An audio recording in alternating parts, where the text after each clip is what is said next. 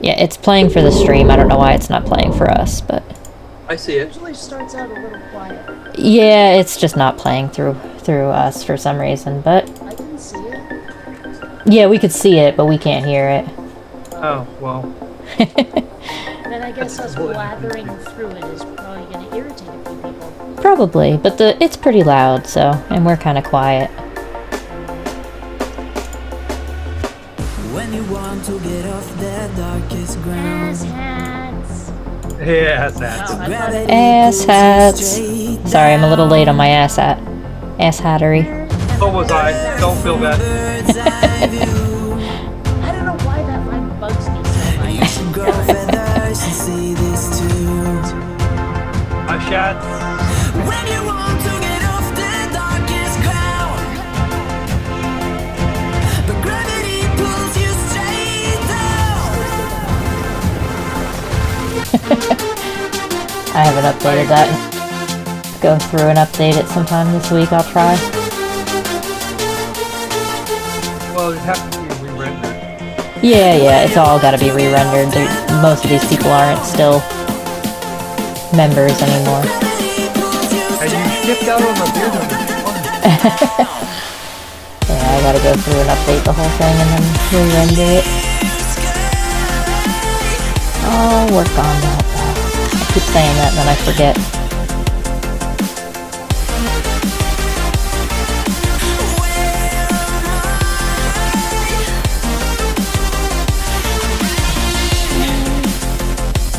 We're back.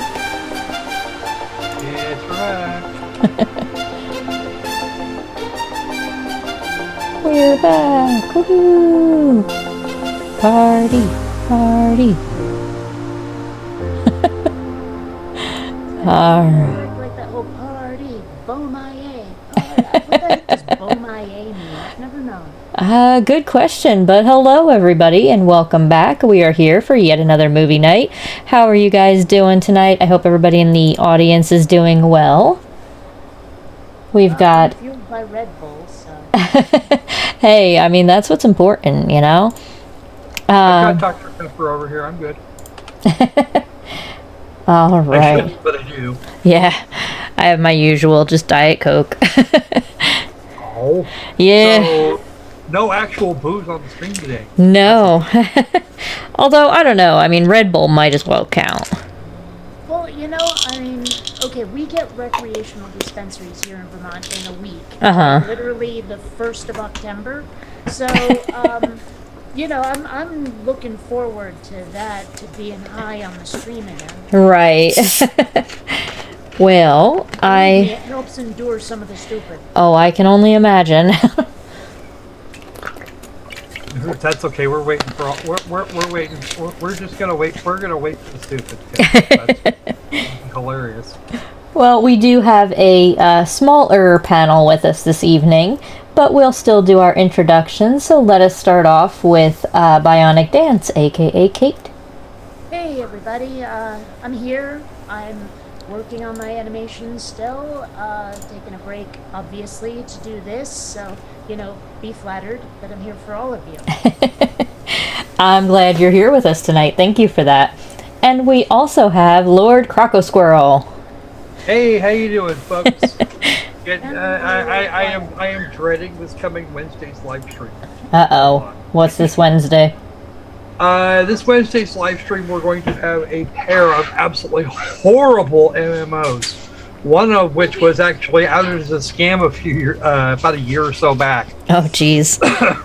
So yeah, they've got a thing now, and yeah, you know, I thought it was absolutely painful to watch the developer footage from a year ago. Yeah. It's actually more painful to play. And I would rather spend the next 5 years with my eyes glued open, Yeah. completely restrained, being forced to listen to Ken Hovind, than play either of those games. Well, it sounds interesting. Good luck. Allegedly, we're a little quiet, according to the chat. Actually, speaking of Jess, did you ever check that clip that I sent over to you like forever ago? From what it was from a. I don't remember. I don't remember offhand. I'll have to go back and see if I did. It was a chunk of one of his quote unquote college level seminars in which he destroys in which over the course of about 8 minutes he blunders his way through biochemistry in such a way that made me want to claw my eyes and ears completely the fuck off. Yeah. Well, I'll have to double check. I don't remember, but I will go back and double check. All right, we got Mark Beiser out there too. Say derp to Mark Beiser. Hello, Mark.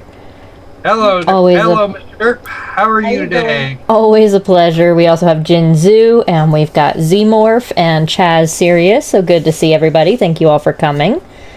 All right. Or however you reacted. Sorry, I'll just be over here. Oh dear. Door's on your left, Kate. Your coat's right next to it. All right. Well, shall we bring up our wheel? Sure. Oh, do we have to? Oh, we do. Okay. I suppose we'll put up with it this time. All right. Let me get that pulled up here. Bear with me just a moment. Look at the wheel of abstractions. Yeah. No, really, I've got a puppy here. I've got the dog here next to me, looking for attention. I've got a cat here next to me sleeping and hoping I don't pay her any attention. Well, our cat's upstairs, so and there she shall stay because that's just her space. Well, we have our lovely wheel up. Magic crystal pendulum. Oh, and the full call pendulum. Ooh. Yes, okay, magic crystal full call pendulum. There you go. There we go. We got it. Yeah, it's a lovely group there of videos. But who wants to do our incantation for the wheel? Okay. Wheel of, just spin it. Spin it. Wee. There we go. Da, da, da, da, da, da, da, da. Anyway, wrong song. Animaniacs. Yeah. Actually, funnily enough, somewhere around here I've got all of those on DVD. All right. We've got a... Oops. I don't know what I just did, but let's hope it didn't screw anything up. No, we're good. We have folk alt. All right. So that okay, so this is about the folk alt pendulum. Either that, or it's a whole series of it's a whole series of freaking ad homs. Yeah, right. Against Mr. Foucault. Not quite. Let me go ahead and bring this one up. I think it's. Oh, have you actually watched this one in advance? Just parts of it. Oh, how long I can't are we help talking feeling about? there's like a go Foucault yourself joke in here somewhere. Hey, there might be. We'll have to see if we can make one in there somewhere. All right, so it's this one, and... Knock it out in 10 minutes. Yeah, no, that'll never happen. All right, let's see. So this one's from Eric Dubay. I don't know that name off the top of my head. I think I should probably be grateful, though. What? Eric Dubay. This is who this is from. Oh, Flat Earth Dude. Yes. I haven't. Oh, wait a minute. Okay. Forever. Wait a minute. Flat Earth Dude could be anybody's. Yeah, that's true. Eric Dubay swears that he is the king of Flat Earth. Yeah, he's interesting. Let me see. He's even more retarded than Neffy. I'm just working on getting it pulled up. Just bear with me another moment, please. I'm working on it. Alright, put that over there. There we go. Put that there and that there. I'm just rearranging my screen so I can see things better. Yes, Mr. Shu, that's exactly who we're talking about. Maybe I'll recognize him by face or voice. I don't know. Possibly. I mean, I've been pretty bad with names ever since, that crap happened to my head. Yeah. So. In the mid-19th I century. don't know. I'm It's gonna been have a to while. turn It's it up. been a while since I've seen Eric. I should probably go drag out a video for a few of his videos for demons because why the fuck not? I also a little bit pointed to the wrong part of my head. It was actually back here that went wrong, but whatever. Somewhere up there. Pierre Foucault. Yes. All right, so let's back that up just a few seconds. Turn up the volume because it sounds kind of quiet. Okay. All right. So we'll get started. Let's see what we've got here. In the mid-19th century, a Frenchman named Leon Foucault became famous for swinging pendulums and claiming their consequent motions were proof positive of the Earth's diurnal rotation. Since True. then, so-called Foucault pendulums have regularly been swinging at museums and exposition halls worldwide, purporting to provide everlasting perpetual proof of the heliocentric spinning ball Earth theory. The truth is, however, unbeknownst to most of the duped public, that Foucault's pendulum was a failed experiment, which proved nothing but how easy it is for pseudoscience to deceive the malleable masses. To begin with, Foucault... Yes, squirrel. Eric, citation fucking needed. And in fact, that it works pretty much everywhere, and that it takes a full day to go completely around its around its center. Yeah. There's the evidence that they do work, and they work no matter where they are on the planet. And I must object to his asinine alliteration. Yeah. The malleable masses. Jeez, I mean. Yeah. Yeah, I don't know a lot about He does pendulums. need to work but on that. Still, this. I want to hear how he thinks we've all been duped. Yeah. That would be, yeah. Like I said, citation fucking needed. Sean Carroll says Eric Dubé is worth 20 drink calls by default. Yes, I agree. I think somebody's Unfortunately- been watching too much Cinema Sins. All right. Well, let's continue on and see. Maybe he'll get to some science in there. Oh no. Don't count on it, but maybe. Those pendulums do not uniformly swing in any one direction. Sometimes they rotate clockwise, and sometimes counterclockwise, while other times they fail to rotate, or they rotate far too much.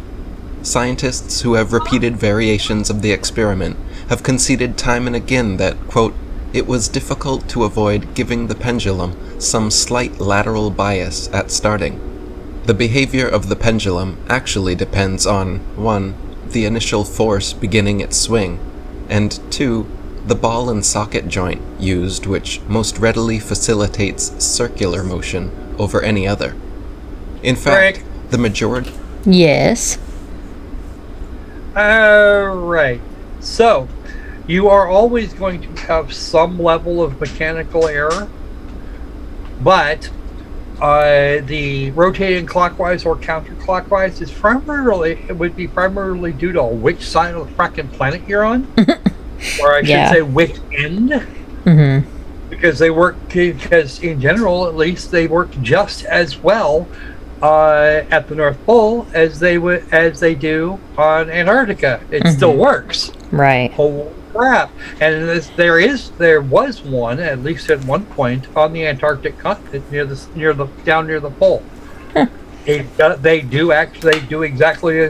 do almost exactly as expected. You're going to find some level of mechanical error in the ball and socket joints, because of course you've got to have one of those. Right. But if you've built it correctly, then it works. Yeah. And the amount of force applied to the pendulum, there's actually calculations for that. Mm-hmm. So, I mean, the man actually did this. If I remember correctly, the original pendulum was done. The original pendulum for his thought experiment was done with he just held it in his hand, and then suspended it from a non-motorized suspension. Interesting to know. Thank you. And we also have Bionic Dance with the hand up.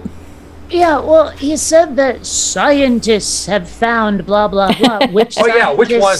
Where and when. I would very much like to know all of that. Yeah. It's just, it's really easy to say scientist. For all I know, he means someone's 5th grade science teacher. Right.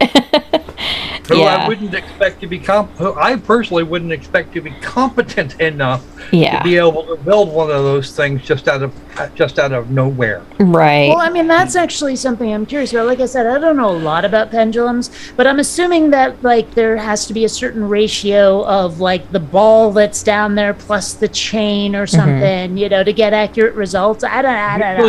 Usually it's a steel cable, and the length and the weight at the end of it is dictated by the length of the cable and the amount of space you actually have to work with. Right. And go ahead, sorry. No, that was pretty much it. I mean, it sounds like my guess that there is a certain golden ratio that you need is true. So fair enough then. Yeah. Well, Mark Beiser says in the chat that no force is imparted by starting it if you do it correctly. And it's just funny because I see that actually one of the top comments on the video itself said that there should be no need to start it. It should just start on its own. But I don't believe that's accurate. It makes a certain kind of intuitive sense to me, even if it's not true. Did I turn you down, or that may actually be correct? Although it would take a while to actually it would if that's the case, then it would take a little while for the deflection to be particularly noticeable. Right. I've never seen one that hasn't been installed for a year plus. But yeah, no, a lot of colleges and their science buildings, they have those things. And in some cases, they'll even have little pegs that the thing can knock over.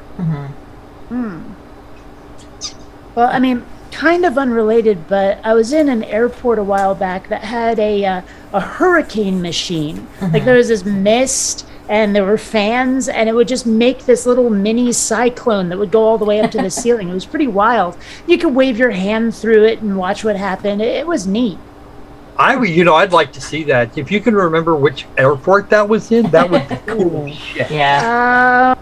Oh gosh, what was I doing? I forget. I think I have a video of it somewhere. I could probably find it. If you do, that would be brilliant. I would love to see that. Alrighty. Well, let's continue on. I'm sure he's going to give citations for those scientists, so. Almost certainly. Let's see watch me not hold my breath. Yeah, I was going to say, please don't hold your breath. All right. Here we go.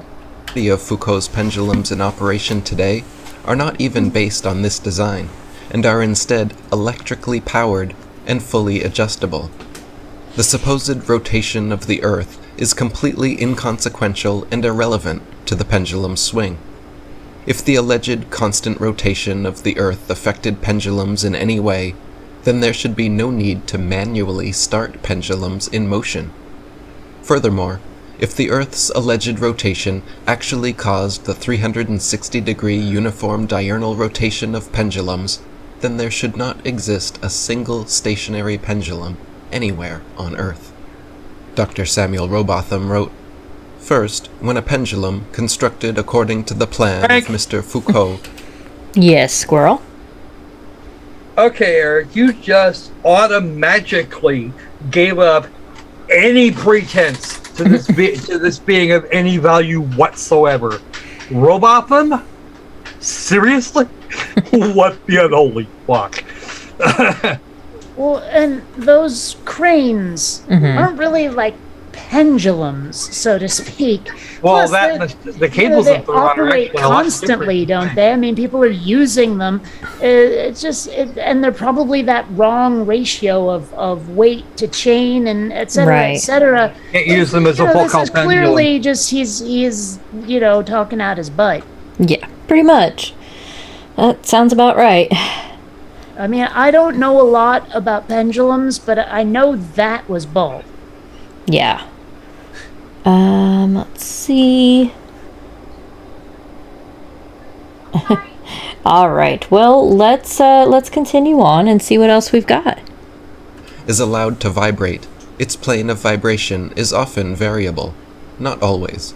The variation, when it does occur, is not uniform, is not always the same in the same place, nor always the same either in its rate or velocity, or in its direction. It cannot therefore be taken as evidence, for that which is inconsistent cannot be used in favor of or against any given proposition. It therefore is not evidence, and proves nothing. Secondly, if the plane of vibration is Yes. I mean, any data is data. If something is behaving inconsistently, that ought to tell us something, like that some outside force is acting on it, probably. Right. Most li- But, that would I be mean, the way like, to do it may not, like he says, it can't be taken for anything. I'm like, that's is just wrong. plain not true. That's not how investigation, deduction, any of that works. Right. Yeah. No, absolutely. But then this is the same guy that thinks that the correct words for the correct terms for gravity are buoyancy. Oh dear. Well, I suppose we should continue on. observed to change. Where is the connection between such change and the supposed motion of the earth? What principle of reasoning guides the experimenter to the conclusion that it is the earth which moves underneath the pendulum, and not the pendulum which moves over the earth?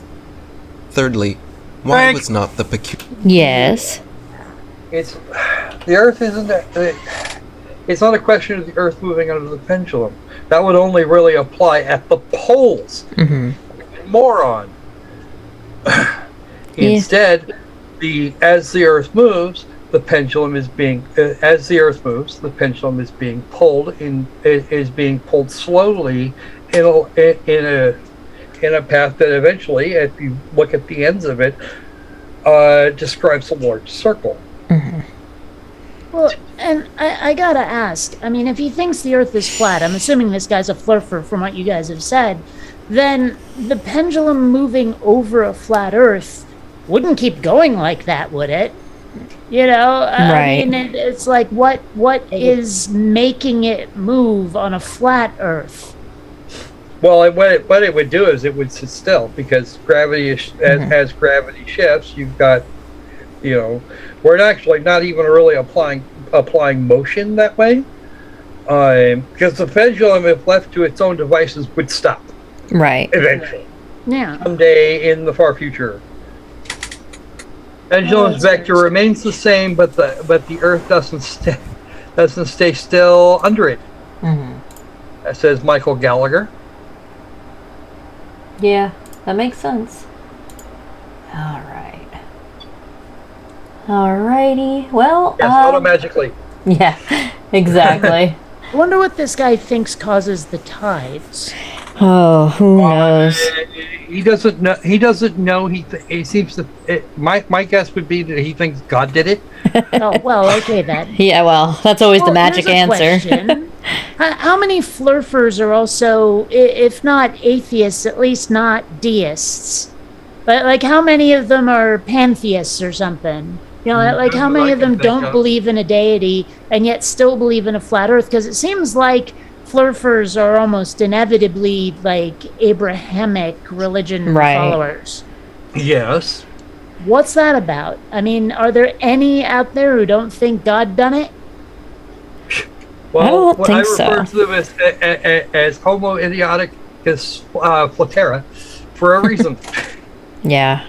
I don't think there is really. I've never really seen any that aren't some sort of theist. every one of them I've run into, everyone I've made a video about, even they've all been the same. They've all been the same variety of, Bible thumping Abrahamic. Yeah. Yeah, I'm not entirely sure what they, believe in, but it seems to kind of go hand in hand. And hand over hand, typically. Yeah. I'd love to believe there are some out there who are like totally into some sort of, I don't know, like Celtic, Wiccan, fairies, and Sylvan shit. There's gotta be someone out there who believes in a flat Earth, who also thinks that it's some sort of like, I don't know, forest magic or some shit. Yeah, I mean that kind of thing usually goes along with like the crystal people. Well, I mean, I do have some friends who are really, really into the fairy stuff, the fae stuff. Mind you, compared to a Christian or any of the more weird Abrahamic things, they're very harmless and usually pretty friendly. In fact, they're usually pretty friendly to all the stuff that the Abrahamic religions hate. So, I can't really fault them for what they believe in, but I wonder if there's any of them who believe in a flat Earth. Yeah. Well, I mean, I don't know that I'll ever be able to get a firm answer on that question, but I suspect the vast majority. A firma answer. Oh dear. Anyway. Come on, I was just sitting there all pink and naked. I had to point out. Yeah, I understand. It's all right. Yeah, I think the vast majority are some type of Abrahamic religion followers. So, but I'll maybe ask around. Fair enough. And I can Master always do my own Googling. Yeah. Master Gallagher here in the chat. It is going over the actual mechanics, which I probably should be more up to date on than I am, apparently. Yeah, I'm not very familiar with pendulums myself, so I can't say for sure what's correct and what's wrong, but at least the live chat seems to have a good handle on it as well.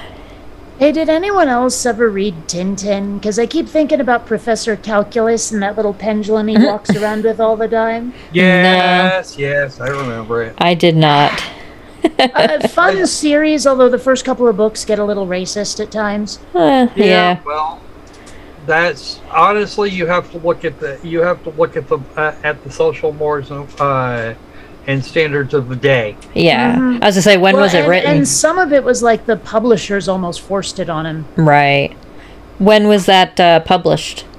Oh, a long time ago. I mean, like 30s or 40s, I think. Yeah, something like okay. that. I mean, it continued until at least the 80s, I think, and then the dude making it died. But it was still, and at a certain point, it got much more tolerant, progressive, whatever you want to call it. It was almost like an apology for all the shit that went before. Gotcha. I don't know. All right. Well, let's. Tintin in America. Okay, we're actually going back. I'm looking at that now. We're going back into the 20s. Wow. Tintin in the Land of the Soviets from 1929. Yeah. Oh dear. Well, I'll look into that though. Thank you. And you really should. It was some really good work. And they made a CGI movie out of it. I think actually Steven Spielberg directed it. Oh, really? Interesting. Yeah, it wasn't bad. Although I have to admit, I never really pictured Captain Haddock as like whatever he was, Scottish or Irish or whatever. Yeah. Anyway. Well, if you get a chance, can you put the name in the chat for the Zoom meeting so I can look that up later, or in the live chat, either one, if other people want to look into it. Although I'm probably the least cultured person here, so I'm probably the only one who hasn't heard of it or read it. I got a link. Thank you. I got a wiki fuckery link here for. All right. Well, let's continue on, and we've only got let's see, probably about another minute and a half of his dumb fuckery. So You mean we might actually get to a second video? Yes. This one was a semi-short one. It's only about 4.5 minutes. So let us continue on. Peculiar arrangement of the point of suspension of the pendulum specially considered in regard to its possible influence upon the plane of oscillation. Was it not known, or was it overlooked, or was it, in the climax of theoretical revelry, ignored that a ball-and-socket joint is one which facilitates circular motion more readily than any other? And Lady Blunt wrote, "We believe, with all due deference to the pendulum and its proprietor, that it proves nothing but the craftiness of the inventor, and we can only describe the show and showman as deceptions. A thing so childish as this pendulum proof that it can only be described as one of the most simple and ridiculous attempts to gull the public that has ever been conceived. It has been said that the pendulum experiment proves the rotation of the earth, but this is quite impossible, for one pendulum turns one way, Frank, and sometimes another." Yes. first off, his source was from one of Foucault's detractors of the day, and nobody paid attention to her anyway. Who is she? I didn't even recognize the name. As far as the impossible claim, how about you provide me with some actual evidence there? It sounded like an argument from incredulity fallacy. Because it was. It was absolutely an argument for incredulity. But you have to realize we're talking about, the 18th century. I did not recognize Lady What's-Her-Face's name. Who was she? She was one of the very few women that could make a claim to an actual education at the time, or at least one based in science. Okay, but that doesn't tell me much. I mean, was she like, the wife of Baron Wasteland or Count Backward? I mean, who was she? I don't remember. I've heard the name. Enough. I know she was the detractor of Foucault's, but that's as much as I can remember at the moment. All I really know is that she was supposedly educated, and was well and truly wealthy. Oh, well. That's as much as I can really tell you about her right this second. Right. I could look her up again, but well, I had the man's first name wrong. Well, let's see what else we've got here, shall we? Sure. All right. They'll get to some science eventually, I'm sure. Of course. The pendulum turns in the opposite direction. Now, we ask, does the Earth rotate in opposite directions at different places at one and the same time? We should like to know. Perhaps the experimenters will kindly enlighten us on this point. Frank. If the Earth... Yes. Okay. Does anybody remember why it is that the Earth that when it's winter in the northern hemisphere, it's summer in the south? And the Coriolis effect operates in different directions. The same reason that hurricanes and typhoons don't cross the fracking equator. Yeah. Okay, it's the nature of a sphere. It really is. Yeah, I don't think they'll ever admit that, though. Yeah, I suspect. but that's just the way it is. Right. If you have one force on the northern hemisphere going in one direction, you are going to get a force out on the other end going the opposite way. That's just all there is to it. And that's an experiment that has been done so many times. Hell, it's done twice a year. Well, and I'm looking at the picture here. Why can't we feel the Earth spinning?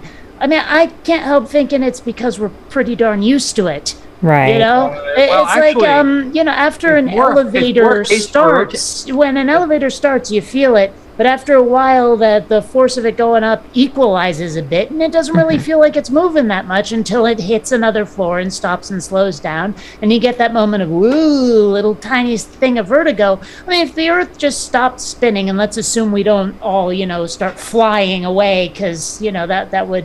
But, like if a car stops and you go forward and all of that with the momentum, what would it feel like if the Earth wasn't spinning and we're still standing on it? I don't know. But we'd probably notice a difference one way or another. Right. Well, okay. Back to your elevator thing. Next time, if you've got a bathroom scale that's relatively portable, stand on it the next time you get onto an elevator going up or down, you will discover that the amount of that your weight will increase as the elevator starts to go up. It doesn't actually level out. You remain that way until the elevator stops. But my point is that you don't really feel the motion of the elevator so much, because after it gets up to speed, it feels like it's all about inertia and reference But I mean, frame. that's my point, is that the thing says, why can't we feel the Earth spinning? We do. We're just used to it. Right. Well, it's all about inertia and reference frames. If you're moving in a direction contrary to whatever motion you're currently in, based on your environment, you're never going to see it. Right. Well, yeah. Yeah, that makes sense. That's kind of You my notice point, if really. it starts, you'll notice if it stops. Yeah, What? this is my point. Right. And Okay. and your elevator description is actually is more or less on the money beyond that. Yeah. But yeah, your body adapts quickly to the idea of changing gravity, as well as any real change of inertia.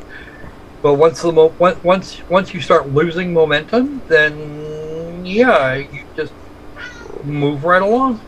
Well, it's weird because you're losing it, but then you also have momentum. Oh. Hey, Oh, dear. Anyway. All right. Well, let's see if we can wrap this one up here.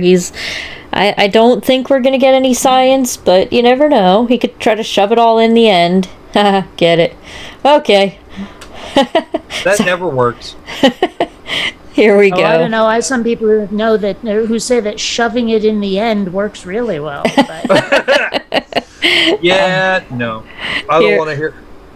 Here we I'm sorry, go. I used to run with goths, and there was a lot of overlap with the BDSM community. Yeah. I got a lot of butt plug jokes. Ooh.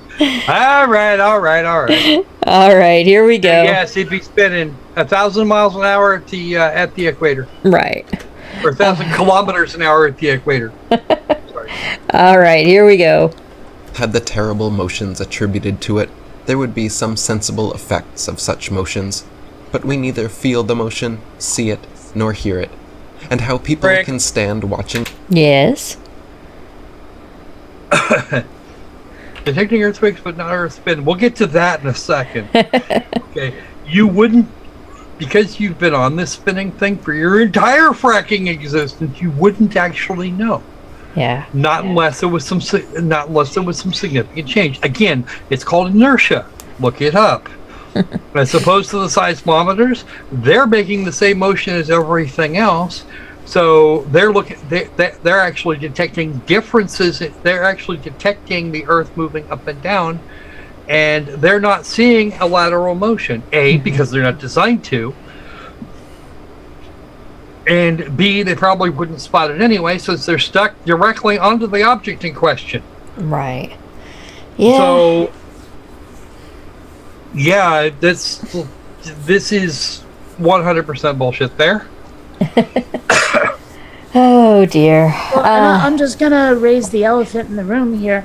How does any of this relate to Superman flying around the Earth in the other direction and changing time? Oh, no, that has nothing to do with shit. Sorry, Well- That is abject fantasy that I have had cited back at me in discussions. Yeah, but what about this thing for that Superman movie? Like, dude. Yeah. Well, but I mean, I take heart in that I know I was kidding. Right. Yeah, well, you're having a laugh at their expense. This guy was serious. Alrighty. Well, let's Let me put my hand see down. here. Okay. All right. Let us continue on here. Oop, there we go. Okay. The pendulum vibrate and think they are seeing a proof of the motions of the Earth almost passes comprehension. They are, however, brought up to believe it, and it is thought to be scientific to believe what the astronomers teach. Drink. That's the end of the video, but yeah. This is a straight up ad hom of pretty much every every astronomer, every physicist ever. Right. You see, here's the thing: you're yelling about how this couldn't be possible, but you provide no evidence. If you had evidence, your Nobel Prize in physics is waiting for you.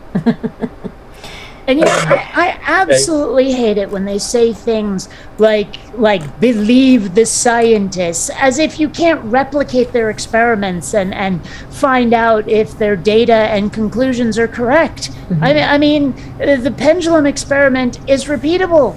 All I need is materials to make one and see what happens. I mean, that's the thing. You don't have to believe scientists. I mean, scientists love proving each other wrong. Right. They actually, funnily enough, they enjoy almost as much being proven wrong. Yeah. Well, there is that. If somebody walks up to a scientist and says, "Okay, you're wrong, and here is why," right, and lay it all out of them for them with all the neat evidence, and 99% of the time, unless of course you're Sir Richard Owen, he's going to say thanks. I'm sure there's a scientist out there where it's like you just put their life's work and they're like, right. oh, fuck. Yeah. So it's that kind of, don't you hate it when that happens? But honestly, most scientists I've ever met don't. Yeah. They're all kinds of excited to be exposed to some new thing that, takes their life's work and shreds it. Right. I mean, I can understand lamenting the lost time, though. Mm-hmm. All this time pursuing this thing, and it was a dead end. Damn it. Yeah, I can understand that. I mean, I can also understand that going, but on the other hand, knowledge and truth have been advanced, so good. But, it's got to be disappointing to realize you spent a lot of time on Boldrak. Well, it wasn't even necessarily that. I mean, how long have we been using Newton's equations, despite the fact that they were known to be incomplete at the time? I don't know.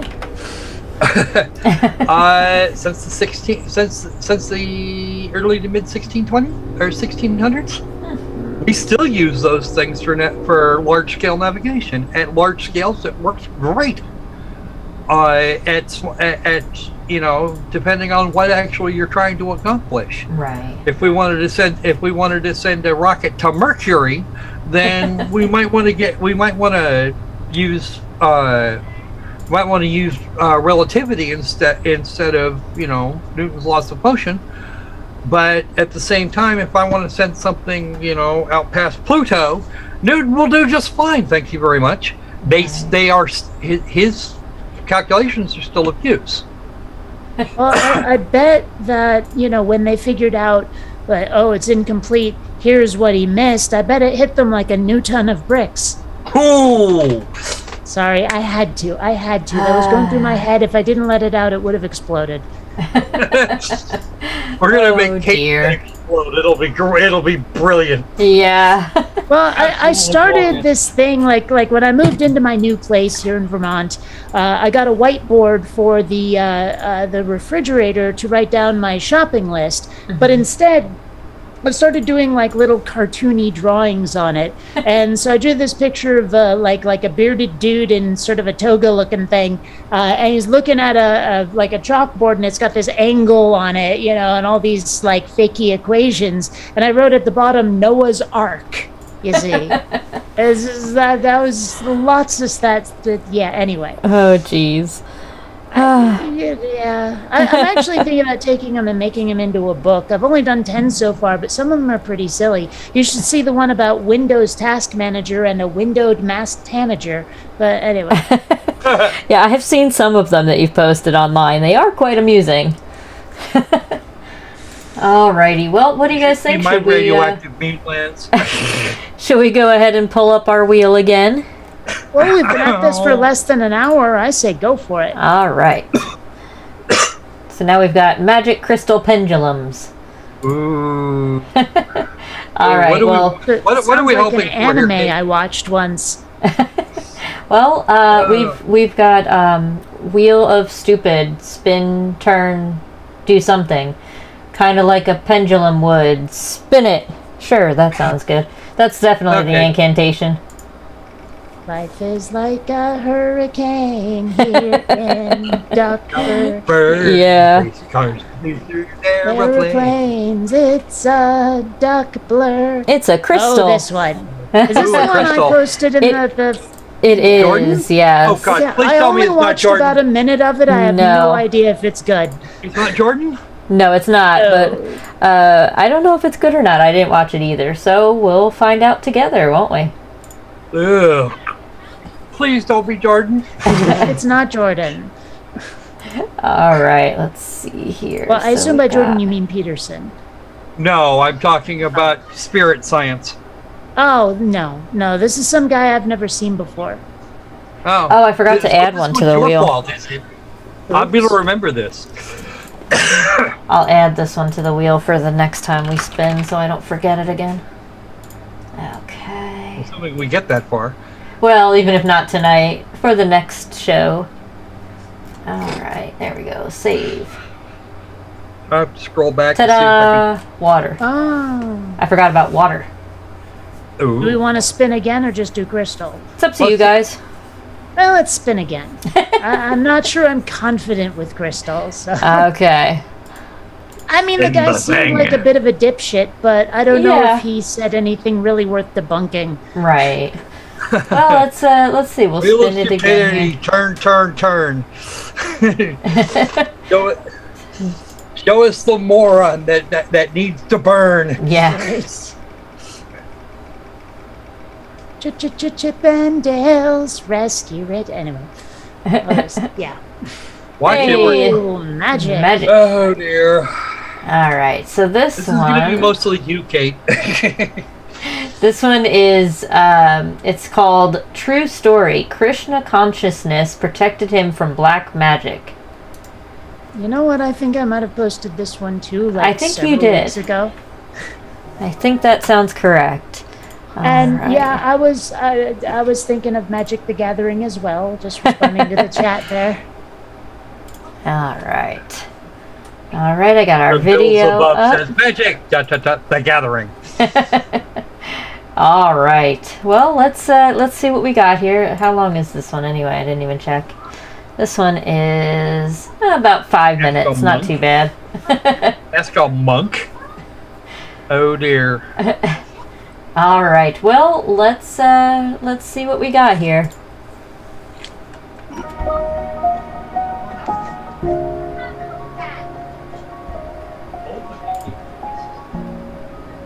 No, I don't think this is one of mine.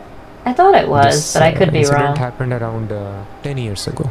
There is a devotee, and when he was very new, when he newly came in touch with the movement, so one day he called me up and he shared this problem. He had just taken admission and he is also alum of the same college, few years junior to me. I was by that time a brahmachari in the temple. So he shared, Prabhu, I have this serious problem in my family. I told, what is the problem? How can I help? I guess one of the uncle.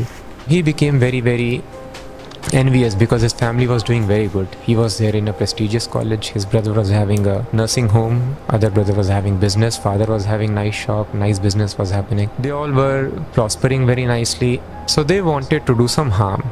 It happens in many, many villages. When people are tamasic, they want to destroy others. So they started doing some kind of black magic on their family, and they started feeling some disruptions in regular affairs. Then one day they Oops. approached them and they told, Yes. First off, I'm loving the stock footage and pictures. Yeah. I That sells it, obviously. two other things here. Number one, it is always easier to destroy than create, which is kind of a thing. You know, complete just a truism overall. And he makes the rather extraordinary claim that people start doing black magic when they get envious or, you know, feel other negative sorts of emotions. Can I have some citations here? Because last I heard magic had to be is an intentional thing. Yeah, it sounds like he's Supposed saying to that be you anyway? just threw a tantrum. You see, Right. That would be So- my thought. but know- but I mean, it also sounded though like they were cranky just because they got unhappy, so they decided to destroy things. Yeah. Just because I'm in a mood. I'm going to start wrecking people up over here. It just okay, I guess. Humans are social animals. We generally speaking, for the survival of the species or even the individual and its immediate groupings, you don't want to do shit. You don't want to do something potentially horrifyingly destructive. Maybe you want to yell at somebody, but for the overwhelming majority of humans, yeah, killing somebody's kind of off the table. Yeah. And I mean, if I was going to do some black magic because I was grouchy with someone, it'd probably be against someone who's complaining too much. Yeah. Yeah. I'm just saying. Yeah, maybe That's make true. them mute for half an hour and see how they take it. You know, little Right. shit. Oh Hey, dear. you really have to want someone. You really to do something like that. You really have to want somebody toasted. And I'm having one more problem with that. It is actually very difficult to understand this guy. Yeah. It He's is. got kind of a deep mid-Indian accent, and it's driving me nuts. Well, this is one of the reasons this probably isn't one of mine. I mean, I have nothing against people with accents, but we are doing a presentation here, and I usually want Right. to make sure the videos I put up are from people you can understand. Yeah. I don't know where this one came from. I know I didn't find this one, but I don't remember who did, but Probably Brooke. it's possible. It is a Because that just seems like something that they would do. Yeah. To torture us all. it's quite possible. Also, you have no idea how difficult it is to not refer to the guy as the last airbender because that thing on his head. And there was that one picture of the dude with the mustache who so looked like an Indiana Jones or Bond villain. Right. I don't know. Well, it's up to you and you guys on the panel and in the live chat. Put a 1 in the chat if you want to gong this one and go on to another one, or 2 if you want to continue.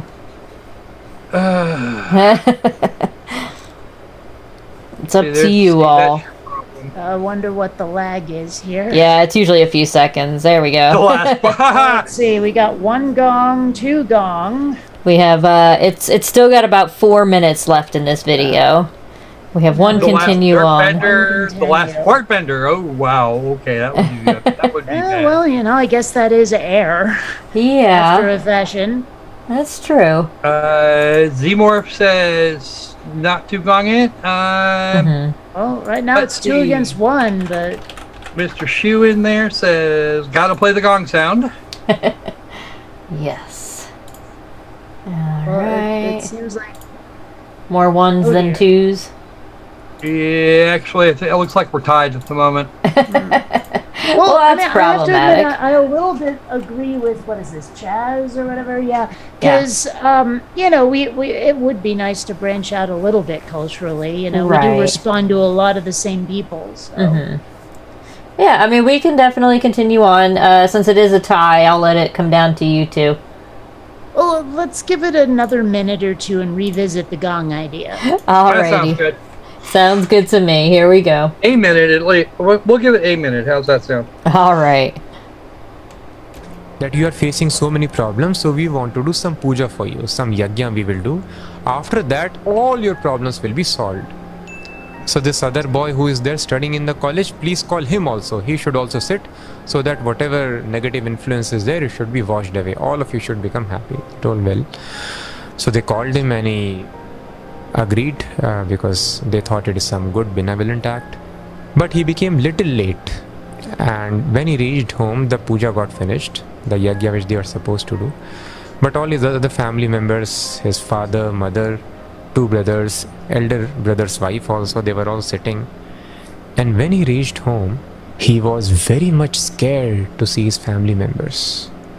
His family members were not in normal shape, and the eyes were completely different.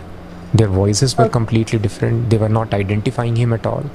And as we see in the horror movies, he got completely scared. Who are these people? Oh, What has happened to them? Drink. I mean, Yes, Kate? as we see in the horror movies. Oh my gosh. All right. I mean, granted, sometimes fiction is based in fact, but come on. Yeah. And I mean, like they were in different shape. I mean, what does that even mean? Had they metamorphosized, or were they just acting funky? Right. I mean, he says like it's not like he said they didn't identify the guy when he came home, like they didn't know who he was. It sounded like he was saying there was something different about their eyes. I'm assuming they weren't glowing, but I guess it was an expression or something. He's not being specific enough for me to know what the hell he's trying to say, but it sounds like bullshit. Yeah. Well, it probably is bullshit. What we've got is a half-formed anecdote that provides absolutely no background for anything. Mm-hmm. I mean, even if you've taken all of the stuff that's come before to this point, the only thing I've got is, did they turn into zombies? Right. No, that's the only thing that's the only thing that's actually sticking anywhere. And, I mean, and we have no idea whether or not they're under the effect of some sort of a drug, perhaps. if I Maybe was they even got a some little bit really inclined, good weed. Weed would not do that to you. Believe me, no one is more mellow than someone who's on weed. Trust me. But like seriously, if I was even a little bit inclined to take this guy seriously, when he starts citing horror movies, that's when I check out. Right. Yeah. And on top of that, we've got some terms that just don't exist in English, or at least he hasn't given us English versions of it. Yeah. So that's been that's throwing me as well. And also, you know what I've never quite understood is how people can take a can and crush it against their head. I can't even budge the bastard. I don't know how that works. A lot of force. What you do is you pre-crush it just a bit, and then you do that with some force. I see. Well, you know, my skull isn't worth it, so. No, it's really not.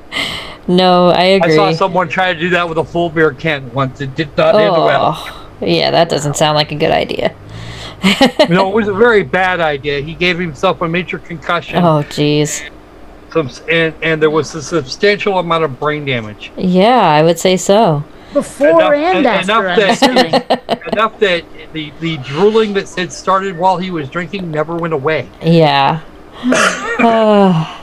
All right. Now I'm out of Red Bull and I'm sad. That is sad. I'm sorry to hear that. And we are sad for you, Kate. Yes. So, are we going to gong this thing, or... We'll continue on. We're about halfway through. Might as well see what else he's got. I mean, maybe there'll be some science. Yeah, of course. 100%. Certain that there won't be. But right. Anyway, here we go. And then after that, everything collapsed in their household. They were not able to continue their businesses, their works, their shops closed down. And the brother is sitting in the shop, somebody's coming and asking for a product. He knows that somebody is asking, but he's not able to move his hands. And they started fighting very bitterly. There were always arguments in the house. Very bitterly, they would fight with each other. Okay, Drake. And in this way... Yes. So, after their businesses started failing, and after a whole bunch of stuff started going wrong, they started to fight, because tempers weren't frayed. No, it was dark magic. You know, their life wasn't falling to crap, and they were depressed and unhappy, and probably blaming each other. Nah, it was magic. Well, and, of course it was the magic, because it's always the magic. You know that. Well, apparently the one brother in the shop could hear that they were requesting something, but he couldn't make himself get up or move his arms or legs. But then how did he get there? And how did they... That proves to be the question. and how did they get home and fight? And I'm just confused. Or why would they bother? It seems like it... if they can't get up the energy to go to actually do the work they went to, how would they? How do you generate the will to like? How do you generate the will or the energy to fight with your family? Right. Well, and it does seem a little bit like frivolous, you know. I use my dark magic to make it so you can't move for a while, and. You know, I mean, it's like temporary paralysis might panic a person, but other than that, okay. I mean, Yeah. it sounds more like a magical frat prank than anything else. Yeah. Yeah, and I think, I don't know about anybody else in the live chat maybe or anything, but I'm more confused watching this than when I was at the beginning before he started. So maybe we'll get some clarity here near the end. Let's see what else we got. The entire family got completely possessed. Oh, they're possessed, So this of course. boy, somehow he was saved because he was little late. He could not make it on time. So he told Prabhu, what do we do? So I told him, no worries, you please call them here to the temple. He called his elder brother. So he came, attended the entire morning program, 4:30 to 9:30 in the morning. Then we chant Hare Krishna Mahamantra 16 rounds. Then we have another Aarti and Kirtan, Guru Puja. Then we hear Srimad Bhagavatam. In this way, he attended the program. Then he attended the afternoon Aarti. He chanted very nicely, stayed entire day in the temple. Then the evening program. And then next day he's fine. And they had tried meanwhile all the methods. They went to soap. Yes, Kate. So correlation isn't causation. Dude chanted, Yeah. things got better. But how do you know the one was, anyway, Yeah. and why the hell was there footage of Joseph Gordon-Levitt in there? I mean, seriously, what did he have to do with it at all? Stock footage for the what win. does any of this have to do with anything, if I'm being honest? Yeah. Well, maybe some of it was that horror movie he was talking about. Yeah. I'm not sure, but yeah, I still don't have a whole lot Yeah, of clarity on this one. I told you, Kate, you're really going to be the one doing most of this because I'm completely fucking lost. Well, and I will admit there was at least 10 seconds in there where he was saying stuff. I couldn't understand it. I don't know if it was English or another Yeah. language. It just, it could have been his Language, accent it was was- that thick. I don't know. Yeah. It's Hindi. But It's what it is. it says even a probability is him saying something in what I'm assuming is Hindu. Mm-hmm. Yeah, it's Hindi. Hindu, whatever. Yeah, you're right. Yeah. I don't know. Yeah. Don't. I've heard it spoken. I don't know anything. I don't know much else about it, but I've heard it spoken and identified as such. Aha. I don't know. It's weird. When I was young, I think this actually helped solidify my atheism. Is my parents never forced religion on me, but my dad was raised Sicilian Catholic and said, "Screw that," and tried a bunch of religions, including some Indian Siddha yoga stuff. So I heard a lot of Indian spoken, or rather sung, chanted, whatever. And I still remember some of what it sounded like. No idea what it meant, though. So I mean, Right. I don't know. But seeing Yeah, all of that, all these weird religions he tried and seeing how ridiculous they were kind of solidified me being an atheist. So Yeah. Definitely. Oh, I went through most of the Abrahamic religions, but as a tot, and finally decided that they were all bullshit. Yeah. I think I was about 8. Yeah. Well, let's see what else we got going here. So many exorcists, so many people who claim I will give you relief, so much money, lakhs of rupees they had spent. First of all, they are not having income and the money is getting flushed into all these remedies. Nothing was working. And simply he came here for one day and he was cured. So the parents also became very hopeful. Parents also came. And mother, father, they also came, attended the program. They also chanted 16 rounds Hare Krishna Mahamantra and they also got cured. And the villagers, they are surprised. Villagers are... yeah. Yes. He's selling a program. Yeah. That's what it's all been about. He Mhm. is selling some stupid retarded program that is going to have absolutely no use unless you already believe. Right. Yeah, it Well, sounds can't like hold it sounds like a big ad. Well, I mean, one of the things I want to know about is he said that, they all went there and chanted and got better. But if they were already, possessed, why would they agree to go there? Right. That would be the other question. Yeah, it's a I good mean, question. Why Something didn't they about there catch on just isn't fire like consistent, every other you know? demon? Yeah.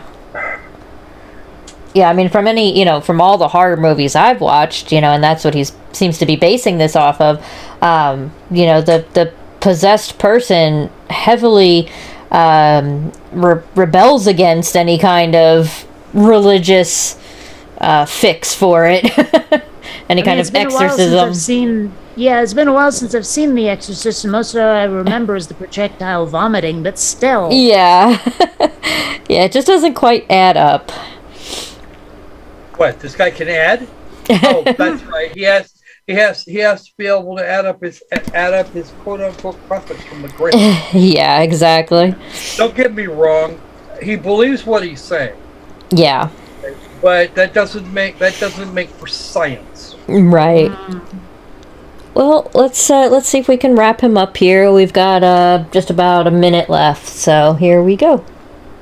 Talking, you people were so badly haunted. You are going everywhere. Nothing was working. So how come suddenly one day you went somewhere and you are fixed?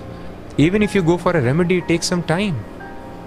So then the mother got so much impressed by the process that the boy told my mother is always carrying now chanting beads in her bag. Wherever she goes, anybody asks that, please tell me what worked for you. So she immediately takes out chanting beads and tells, you also chant 16 rounds every day of Hare Krishna Mahamantra. You will also get cured. So in this way, entire family which was suffering for a very, very long time got cured by taking shelter in the holy name of Krishna. Subscribe to our channel and I gotta say, 16 hours a day sounds like you're putting yourself into a trance or something. It doesn't sound like magic. It just sounds like I don't know. I mean, you can get a lot of people to do a lot of things if you just bombard and badger them with that sort of thing. Right. You know? I don't know. Yeah.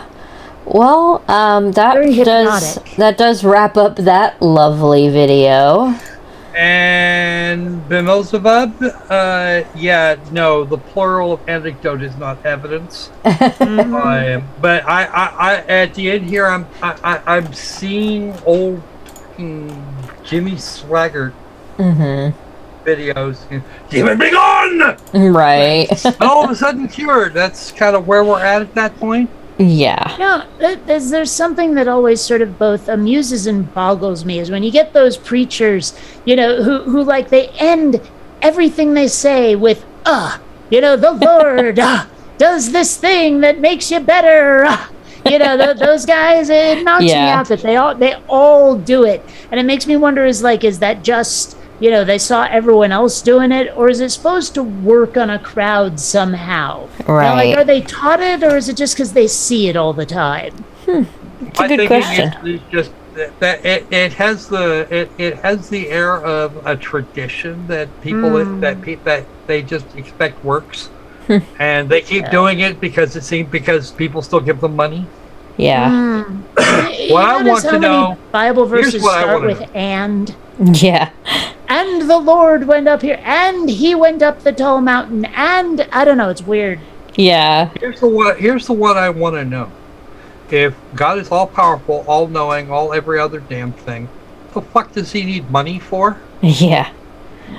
He's really bad at money. Yeah, I mean, the requirement of tithing is something that's always bothered me, why do I, just because I believe in whatever it may be, and which I don't at this point, but, just because somebody believes in this religion or whatever it is, they have to give whatever percent of their income, it just seems stupid.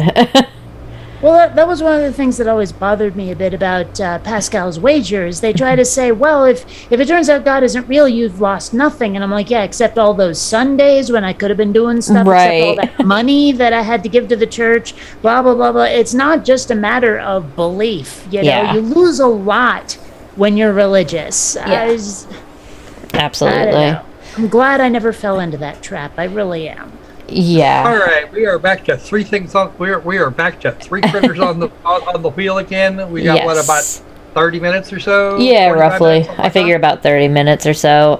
They're all relatively short. I don't think any of them are any kind of significant length. Let me just say, I got that one is 7 minutes and 50 seconds. Which is longer than everything else we've done. Yeah. This one is 6 minutes and 18 seconds, and then the last one is 5 minutes and 9 seconds. So Let's do that one. we'll spin it again and see what we get. I don't think any of them are terribly long. We should be able to get through them here. Fair Well, enough. with just the three of us, it seems to be going pretty quick. Well, let's spin, spin, spin, and stuff and things, and spin it.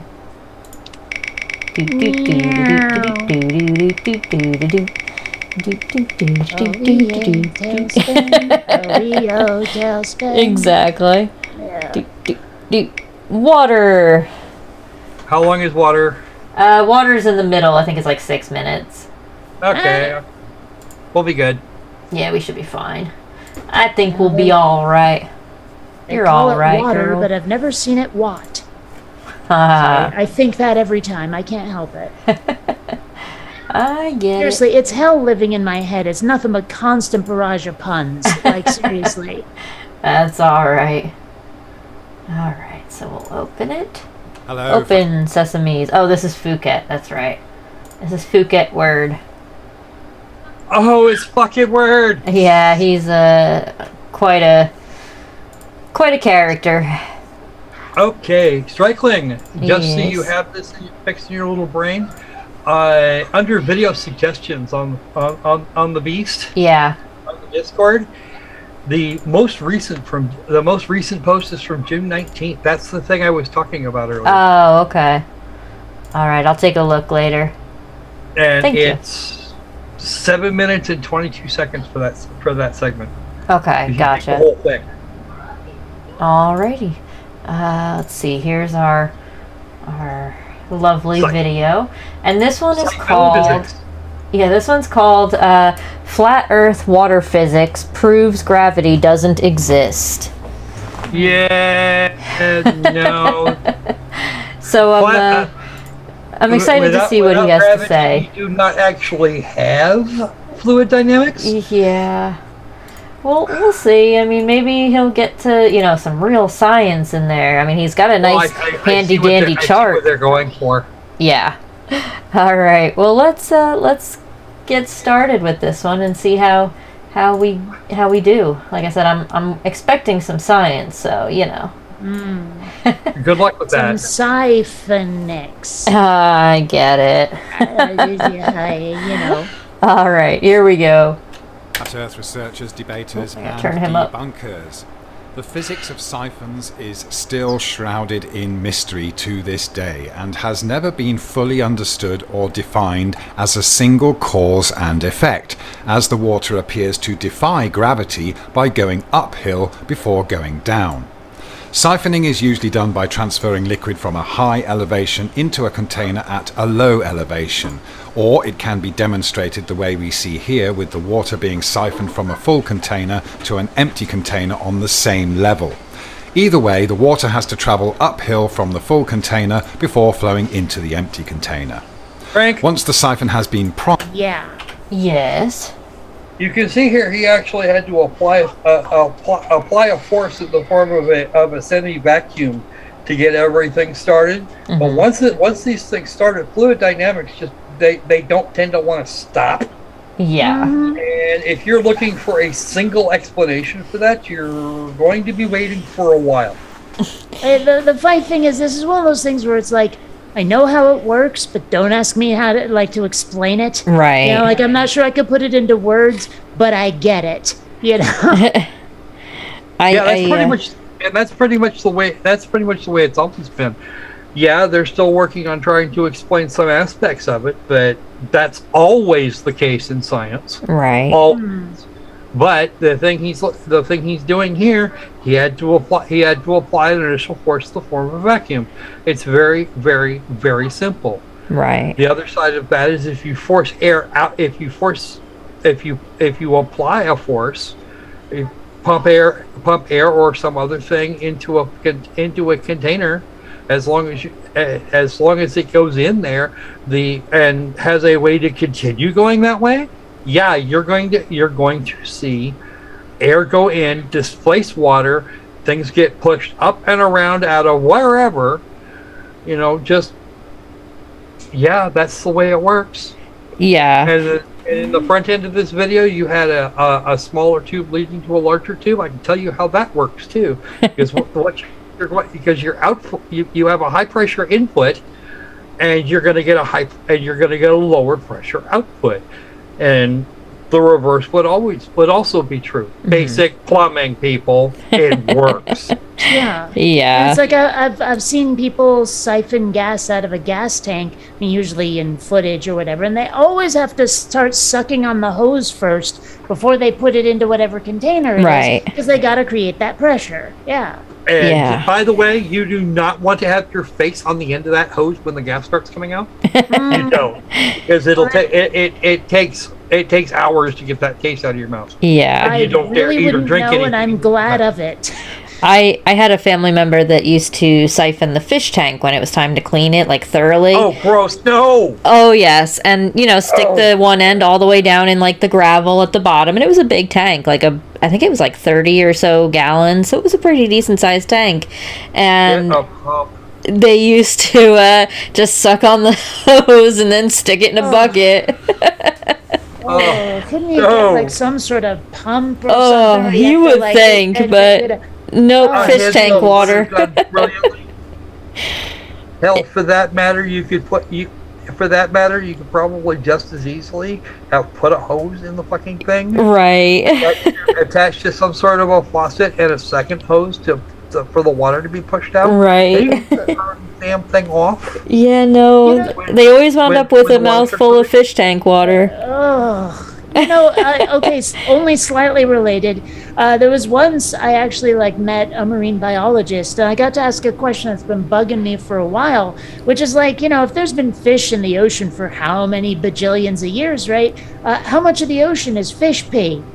Yeah. And it turns out very little, because apparently seaweed does not like photosynthesis, a filter urine sort of thing. synthesis or something. It filters it, and I was like, "Oh, darn it!" Because it would have been funny to me if a lot of the ocean was fish whiz. Yeah. Well, the other side of that is that the bottom feeders, they scoop up, they eat all that shit up, and actually, fish don't urinate so much as they do, kind of like a bird does, and it's kind of a combination thing. Right. Now, by bottom feeders, you of course mean lawyers, right? I get it. Yeah, only some of them. I know a few that are actually that actually don't feed off the bottom quite so much as others. None of them local to me, unfortunately. Of course. Well, let's see what else we got here, because obviously we're already starting off on a bad foot. But let's see what we got. The water flows up then down without any extra assistance, so it's assumed or theorized that more than one force or phenomenon are involved in the process. For centuries, the scientific consensus was that once flowing, gravity pulls the liquid down while air pressure pushes down on the liquid in the upper reservoir, and that differences in pressure within the enclosed system create the flow, much like liquid in a barometer or sucked through a drinking straw. However, it has been demonstrated. Gravity. Yes. Barometer doesn't work that way, you retarded bucket. A barometer works entirely off of expansion of mercury. 100% of the time. See, mercury at room temperature is a liquid, so you can put it in a thing, and as the temperature or pressure or whatever the hell it is you're trying to measure changes, it makes for expansion, contraction, etc. Barometer works this way. A thermometer works this way. Although all modern thermometers stopped using mercury quite some time ago. Yeah. And use instead a sort of alcohol with simpler properties. Not nearly as deadly as breaking a mercury thermometer in your face. Yeah.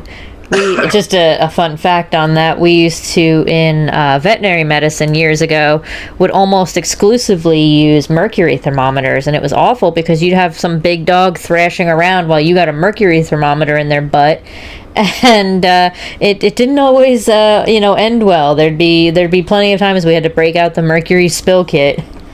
Yup. Yeah. There's that one. sedatives should be a thing if you're going to do that. Yeah, now we really? use speed read thermometers, Take a but temperature.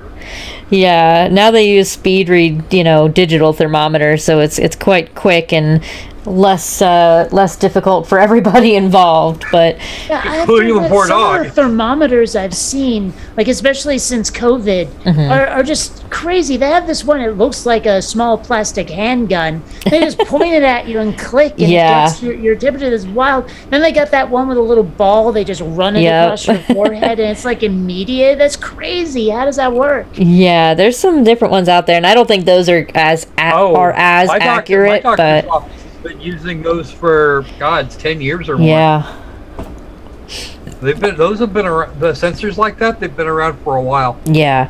I'm not sure that they're Still, entirely it's just accurate, wild to me that- but yeah, pretty I close. mean, after my whole childhood having to stick something under my tongue and Yeah. waiting like however many minutes, it's like just this thing that, I mean, they didn't even have to touch me with that one. Yeah. Just bleep, and I was like, holy crap, how? Yeah. It's like, you got some sort of predator thing going on, Right. I don't Social know. distancing, the handgun. Yeah.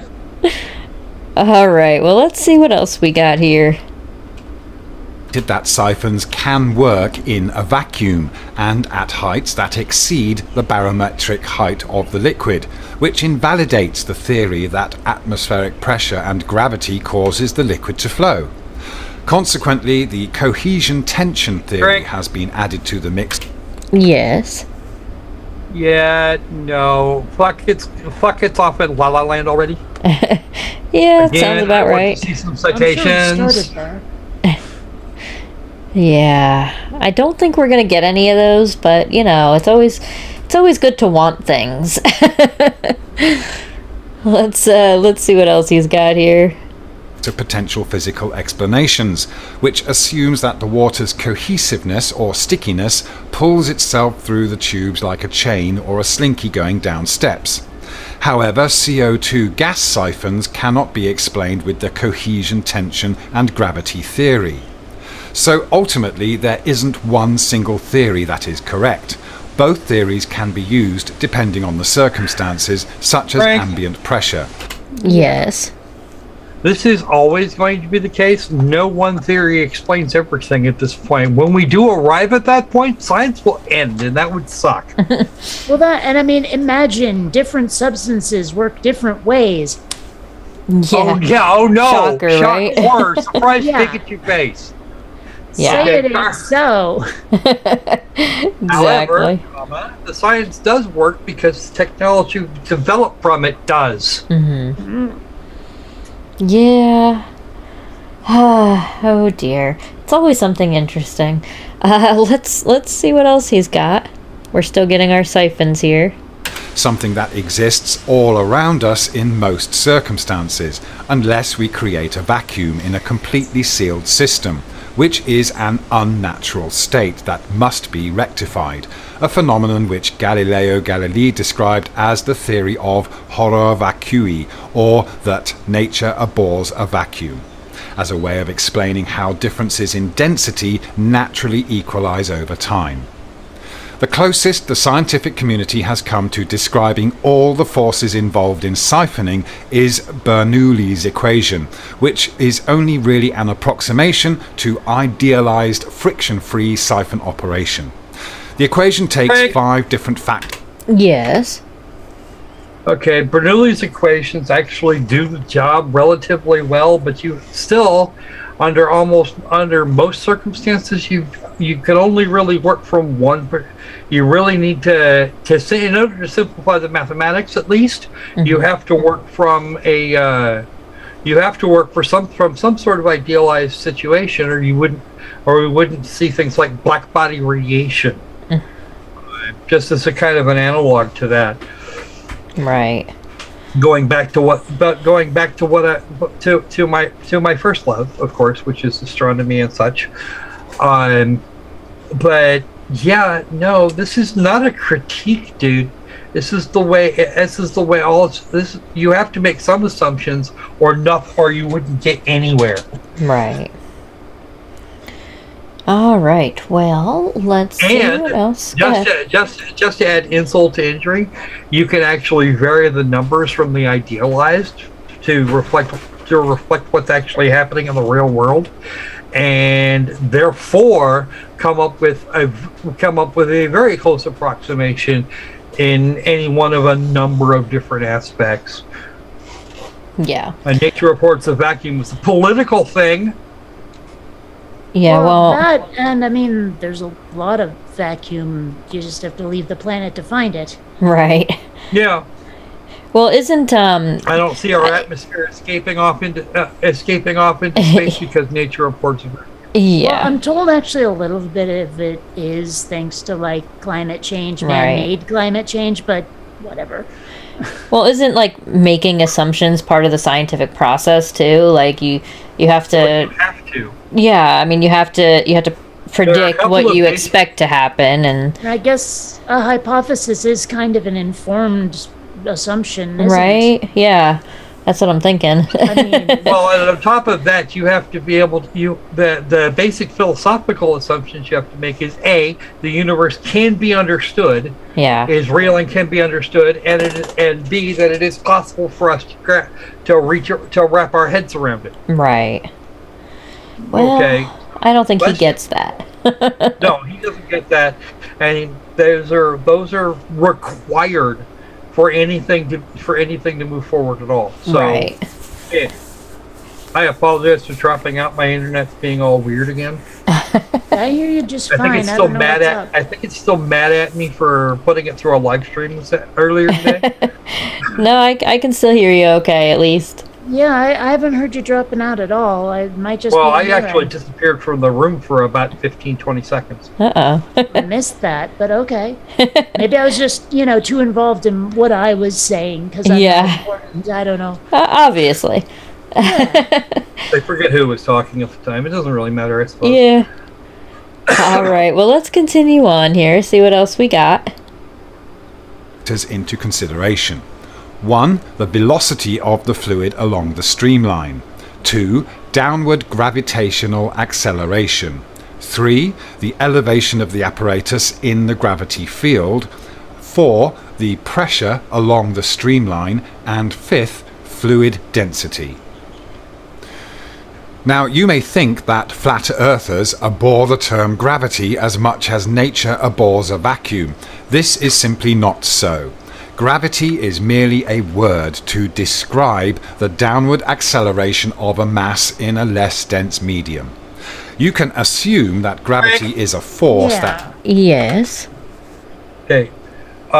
This is the first time I've actually heard him say this, and no other flat earther I've ever run into will agree with it. What's that? Period. The fact that gravity is actually a thing. 9.8 meters per second squared. Yeah. Also, I mean, if it's a force like he's describing, wouldn't it be an upward force? Wouldn't the Earth be moving that away?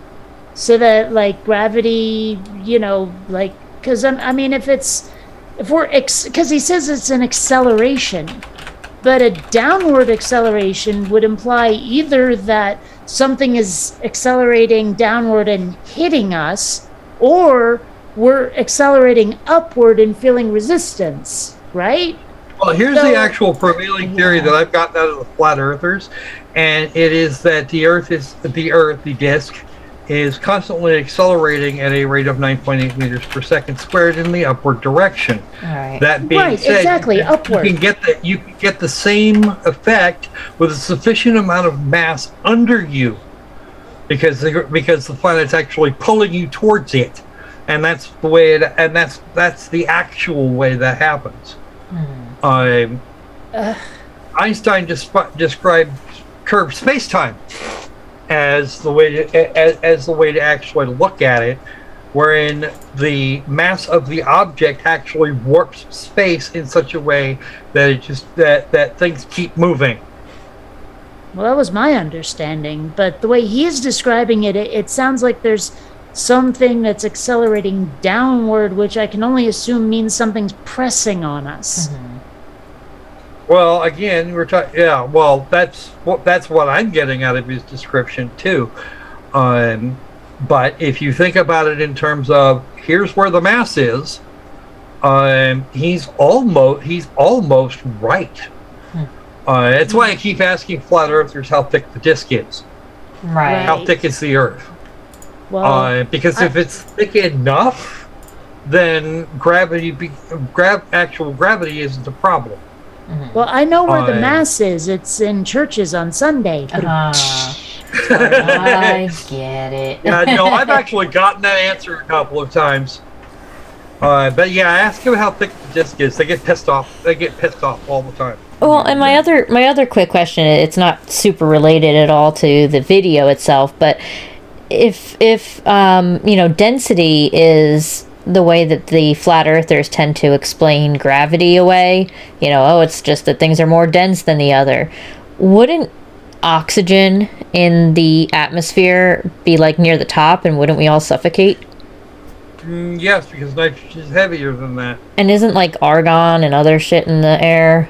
Oh yeah, there's all kinds of gases that would pool down near the bottom. Right. And none of it, and all the stuff that we want, the stuff we need, that would be closer to the top. You'd wind up with an outer hydrogen shell, some helium, and then kind of move through the periodic table till you get to the other gases. Right. Yeah. So it wouldn't be good for us.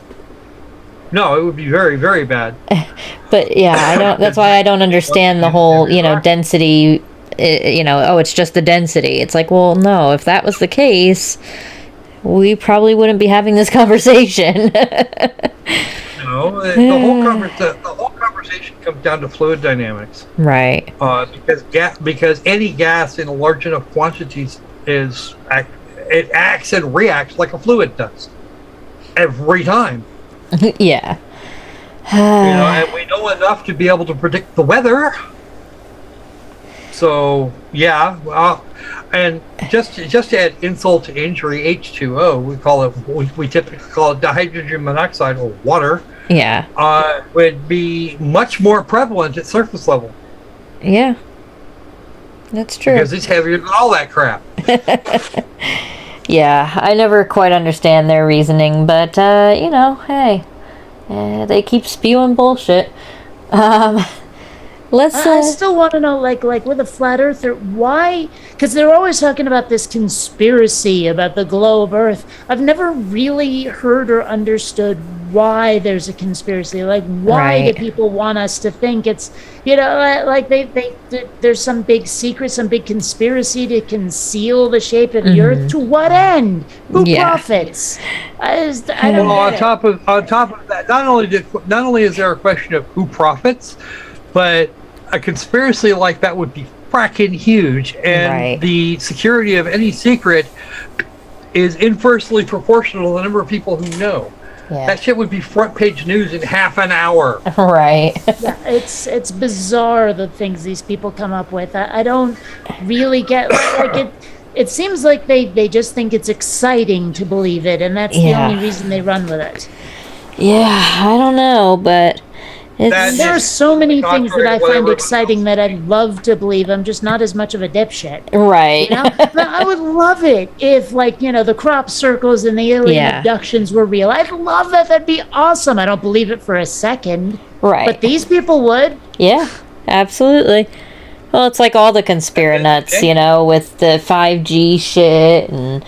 Yeah. That was a thing. Like, okay, I got, vaccine and boosted and all of that. Now, the vaccine never gave me the 5G. It never activated. But the booster gave me Wi-Pfizer. Ah. Sorry. Oh, dear. Actually, I'm not sorry at all. No sorry needed. We need the jokes in between the stupidity of the videos. Hashtag sorry, not sorry. Right. Oh dear. All right. Well, let's see what else we've got here, shall we? Shirley. All right. Don't call me Shirley. I can't hit play. Why can't I hit play? There we go. Here we go. Creates weight either by pulling or pushing a mass, but that imaginary force simply doesn't exist on its own unless a mass materializes in a less dense medium. Whichever way you want to conceive the mechanics of gravity, it remains just that, a concept. What the heck? Yes. Yeah, no, we're talking the mass and the and the less dense stuff. We're talking about the Earth itself and air. Yeah. Because those are the two objects you're actually dealing with, and water is somewhere in between. Okay, carry on. All right, here we go. Just saying. In fact, while you might consider that gravity is a force that creates weight, you can equally consider gravity to be a result of a dense mass entering a less dense medium. And just as the physics of water siphoning remains partially unexplained, and we can at best only describe what we see happening, the same goes for any assumptions about the physics of water, assumed to stick to the outside of a spherical Earth, in which case gravity is merely an assumption for a concept. But in the real world, we know that water... Yes. Now he's getting to it. He's finally gone from the semi-science to the holy shit, what the fuck are you babbling about? Yeah. Okay. Again, we already know what the mass and the other medium is. Surface tension is still a thing there, Mr. Fuckit. Right. Where do you think you're going to get to with this? Okay. You're not bitching about the ballers. Well, unfortunately, it does none of this works unless your disc is thick enough to create the sort of mass required to keep everything in place. And as far as and again, right back to the earlier video, you're talking about inertial reference frames. Everything is going to stay put until inertia is altered, and inertia is being, of course, defined as the tendency of an object to remain in motion or at rest unless acted upon by an outside force. Yeah, I feel like he's. Go ahead, sorry. And then we'll go over to Kate, who's got the hand up there. The part I don't get, like, maybe I'm just giving him too much credit or something, but it sounded like he explained why water should stay on the Earth, and then asked, why the heck does water stay on the Earth? It was weird, like it's just this sudden reversal of, I totally get it, but why should that happen? The thing that I totally get, it's just weird. Like, if you understand it, why are you questioning it so hard? Right. Well, that's exactly what he's done here. Yeah.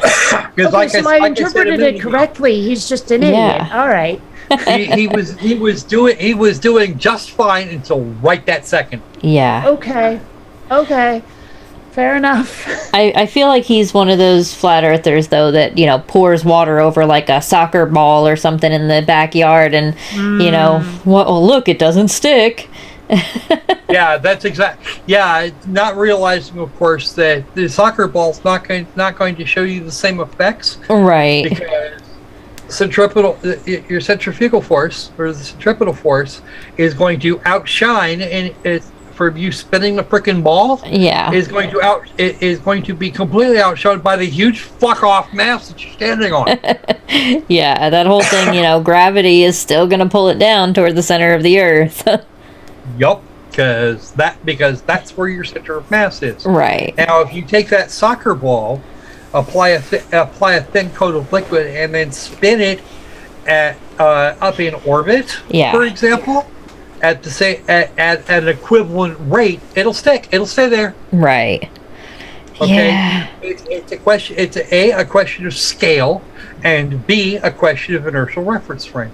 So if I put said ball on the opposite, so let's put it over on the opposite side of the moon from here, in greater Earth orbit, we put it in we find a way to keep the water liquid, and then we rotate it so that it turns every once a day or whatever the hell. You would the water would stay there. It would stay put, because the center of mass becomes the ball, not the Earth. Well, and a soccer ball is probably a bad thing to use anyway. You'd want something closer to like a bowling ball, wouldn't you? Right, right. With more Yeah, density? you would, because any man-made object is going to be, millions of times rougher, billions even of times rougher than the Earth is. Yeah. Well, I was just thinking more about mass and density and all that crap. Yeah. Well, the bowling ball would make an undrilled bowling ball would make it a lot easier. Yeah. Well, I mean, because a soccer ball is just full of air anyway. It's a thin covering around, atmosphere. It's not going to work like a bowling ball would. Right. Because the bowling ball's got a core on it, and actually most bowling balls are weighted asymmetrically, so the water would actually kind of glom on around the weight, the end of the weight. Well, I didn't necessarily mean a literal bowling ball. I just mean something that's Something more not, dense. full of air. Yeah. Yeah, something with some density to it. Gotcha. Well, it's a neat side note. That's what I'm. Yes. That's where I'm going with that. And it is a side note. Yeah. All right. Well, let's see what else we've got here, shall we? Water always flows to a lower elevation, which means that if we lived on a globe with gravity as is conventionally described, we'd live on an Earth where water wouldn't or couldn't flow. Water simply doesn't go uphill unless it is in a siphon-like tube, such as the way water can travel upwards inside a hill to feed trees on top of the hill, and in turn those trees can send water up their capillaries to feed their leaves. So when you hear the word gravity, understand that it is only a description. Yes. Seriously, drink. Because, granted, it's in gaseous form, not water, when it evaporates and becomes clouds, but water can go up just a little bit. Right. And even just the trees pulling the water up to the branches and stuff, that is, isn't that essentially kind of like a vacuum? Or a siphon. Well, it's actually siphon-like.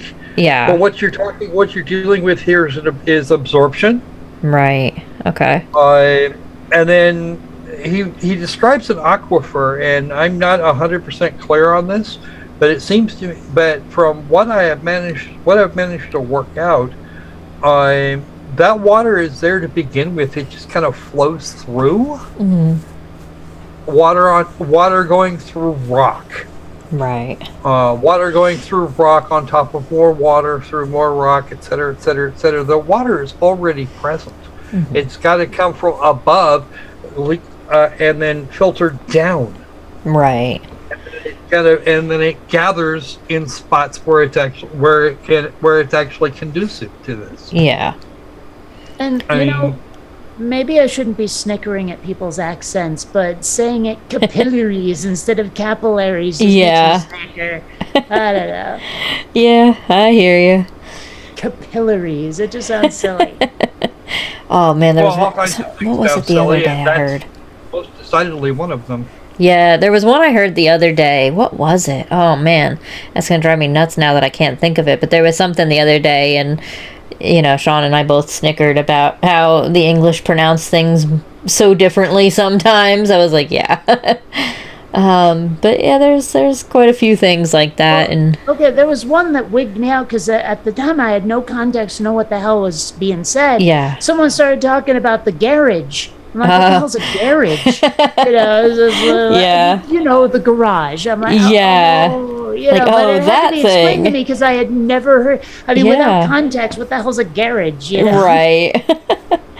You could always put your car in the garage. Yeah. Right. Well, here's a question. Okay, because this isn't an English accent thing. It's, somewhere else. But, it turns out Leonard Nimoy was from Boston, right? Mhm. Which makes me wonder, did he ever Spock the cod Harvard Yard? Oh my goodness. I just, yeah. Okay, how much torture do we have left? We've only got a few minutes left here, so we'll. Yeah, that's just from the video. The torture for me is going to Oh go well, on. yeah, of course. I expect that, but yeah, we've only got about 2 minutes left, if that. Okay. All right, here we go. Of downward acceleration or weight of a mass in a less dense medium such as air, for which we can imagine all manner of possible causes with models and equations, none of which prove anything about the assumed shape or dimensions of the Earth. The reality is that Right. just as gravity cannot... Yes. Why would it? What? Okay. Why? What? How does?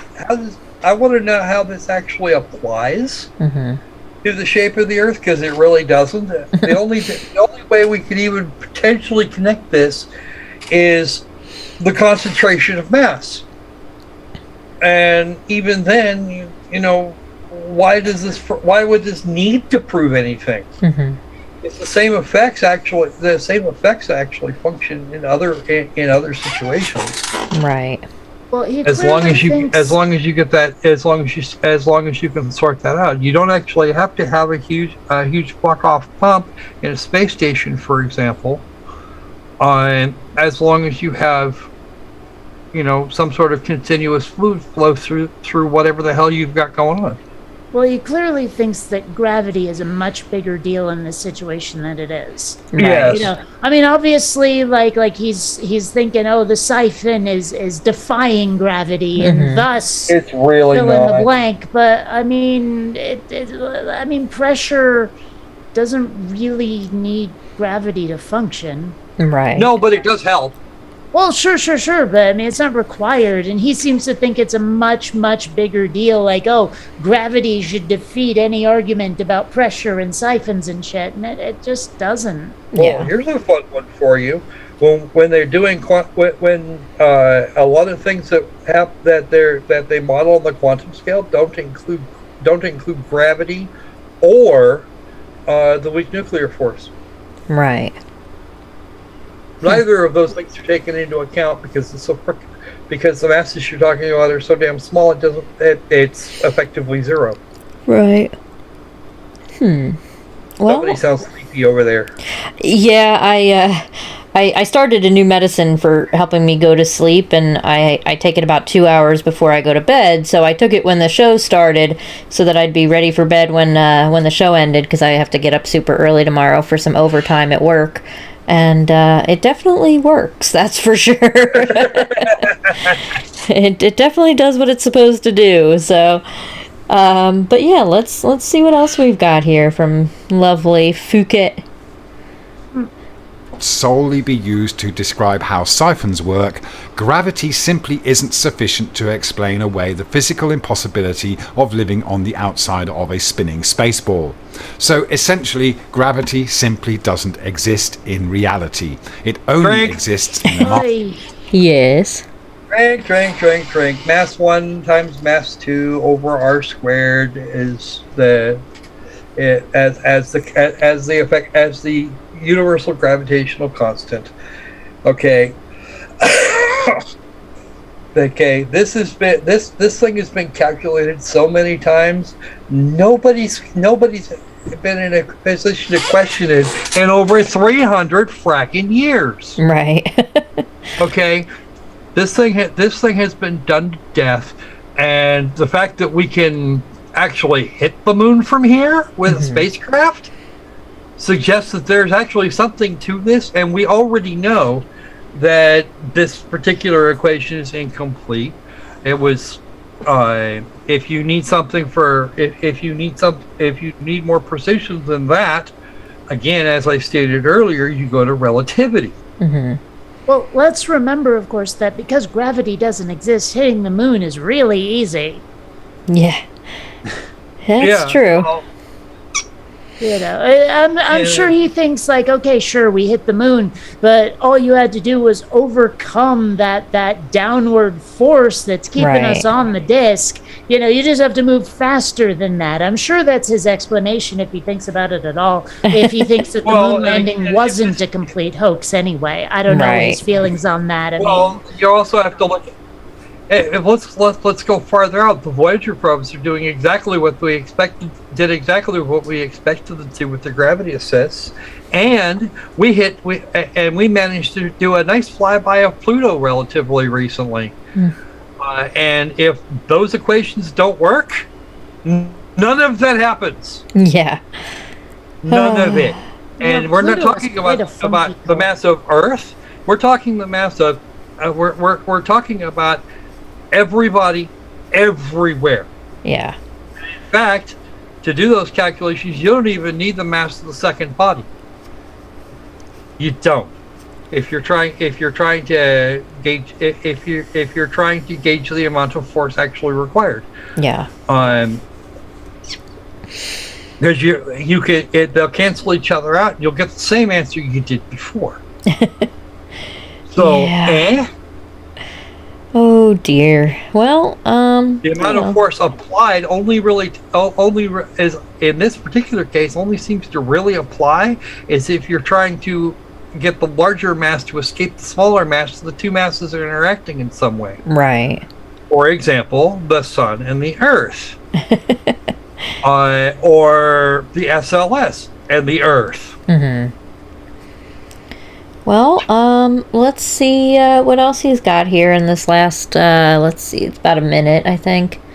So let's see what else he's got here. I'm sure we're just gonna get some more jibber jabber and let's see. You mean?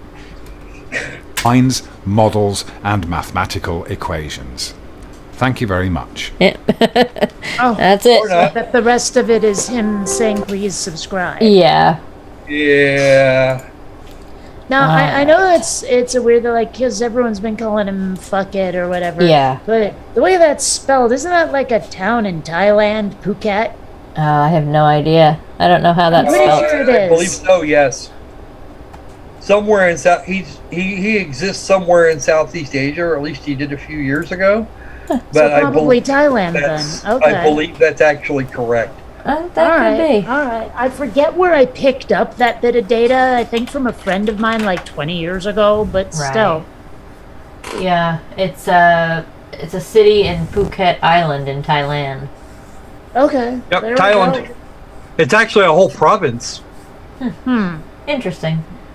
Yeah, I just, like I said, I don't know where I picked that up. I think a friend of mine went there and it just stuck in my head. Probably because I pronounced it fuck it and was corrected. Yeah, that's entirely possible. Well, call it like you read it. That's where I'm going with that. Alrighty. Well, with that, everybody, we are going to go ahead and wrap it up here for the night. So thank you all for coming back and coming out to movie night. I appreciate you guys waiting a couple of weeks. We did take the last 2 weeks off.